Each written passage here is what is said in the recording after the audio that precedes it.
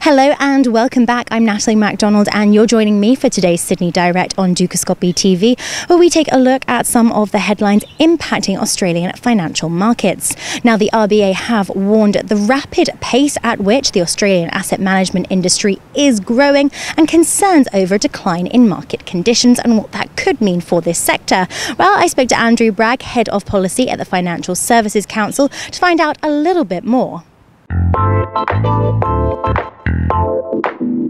Andrew, thank you so much for joining us once again. Thank you. Okay, so today we're talking about the Australian asset management industry.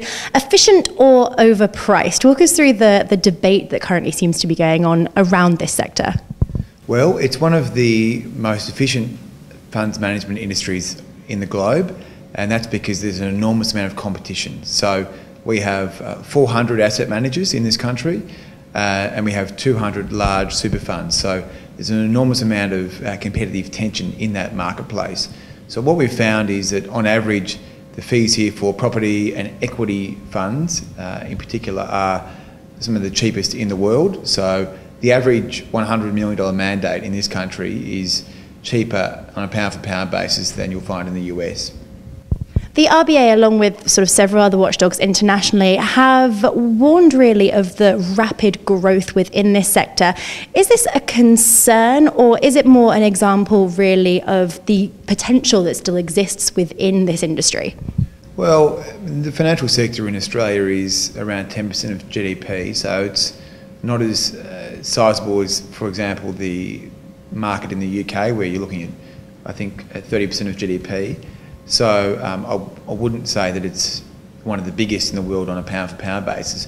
What I would say is it's a tremendous comparative advantage to have a scalable funds management sector, especially in an era where we're going to need to export services to the growing middle classes of Asia. To be good and to be big in funds management is a tremendous advantage. The asset management industry has been underwritten by compulsory super, but it's not manifested itself in a way which has let the industry get fat and lazy. The amount of competitive tension in that marketplace in this country, 400 fund managers, 200 super funds, has meant that the margins are squeezed.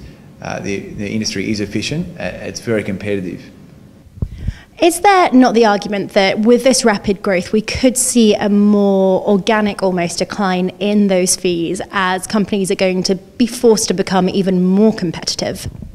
Well, again, the super funds occupy $2 trillion of the $2.5 trillion funds management sector in this country, so that's a pretty big component. What will happen over the next 5 to 10 years is the super funds will consolidate.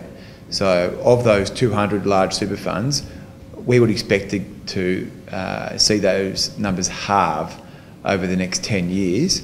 And so you will start to see the mega super funds emerge. You'll see 3 to 4 funds over the next 5 years get to over $100 billion. That will mean that these funds, who are the clients of the fund managers, will really put the margin squeeze on the fund managers. I mean, they will do their utmost to drive costs down.